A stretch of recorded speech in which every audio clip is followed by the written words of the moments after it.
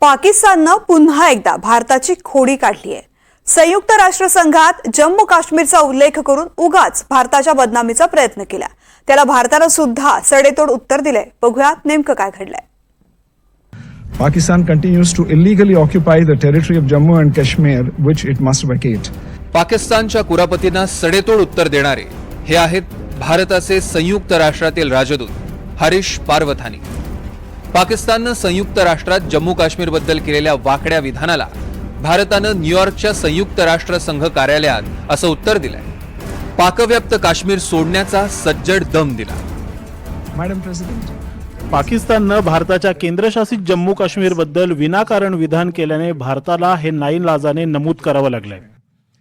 अशा विधानांमुळे त्यांच्या बेकायदेशीर कब्जाला स्वीकारार्हता मिळणार नाही, शिवाय त्यांच्या देशातून खत पाणी मिळणाऱ्या सीमेपलीकडून होणाऱ्या दहशतवादी कारवायांचं समर्थनही होऊ शकत नाही।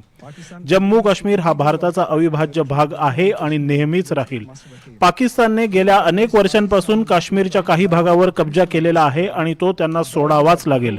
मूळ मुद्द्यावरून लक्ष हटवण्यासाठी असल्या दुही माजवणाऱ्या भूमिका मांडू नयेत, असाच भारताचा पाकिस्तानला सल्ला आहे। महिन्याभरात दुसऱ्यांदा त्यांनी माजवलेल्या दहशतवादाची आठवण भारतानं करून दिली आहे। काही दिवसांपूर्वी पंतप्रधान नरेंद्र मोदींनीही पाकिस्तानच्या कुरापतींवर भाष्य केलं होतं।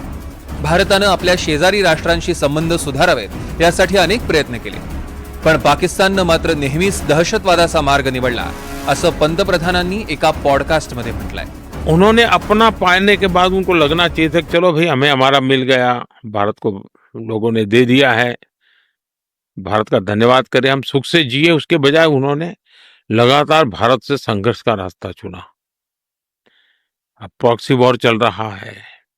अब ये कोई आइडियोलॉजी नहीं है, आइडियोलॉजी ऐसी थोड़ी होती है, लोगों को मारो काटो, टेररिस्टों को एक्सपोर्ट करने का काम चल रहा है।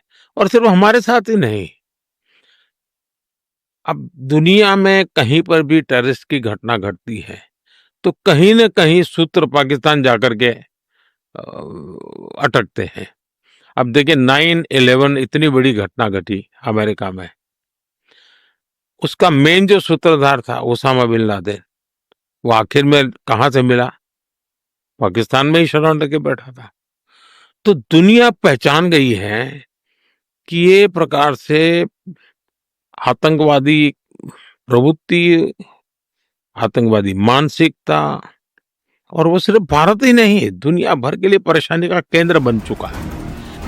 जम्मू काश्मीरमधनं कलम 370 हटवल्याला आता 5 वर्षांपेक्षा अधिक काळ उलटलाय। विधानसभा निवडणुकीनंतर राज्यात नॅशनल कॉन्फरन्सच्या नेतृत्वात सरकार स्थापन झालं। पायाभूत सुविधा सुधारल्या, रेल्वे रस्त्यांमुळे दळणवळण सोपं झालं। शांतता असल्यानं पर्यटनाच्या व्यवसायात हजारो नवे रोजगार निर्माण झाले। पर्यायानं जनतेतील पाकिस्तानबद्दलचा सॉफ्ट कॉर्नर कमी होतोय आणि इथेच पाकिस्तानची गोची झाली। त्यामुळे आपल्या नियमित सवयीप्रमाणे संयुक्त राष्ट्रात सातत्यानं भारताची नाचक्की करण्याचा त्यांचा प्रयत्न असतो। आज भारतानं पुन्हा एकदा सडेतोड उत्तर देऊन त्यांची नांगी मोडण्याचा प्रयत्न केलाय। Bureau report, NDTV Marathi.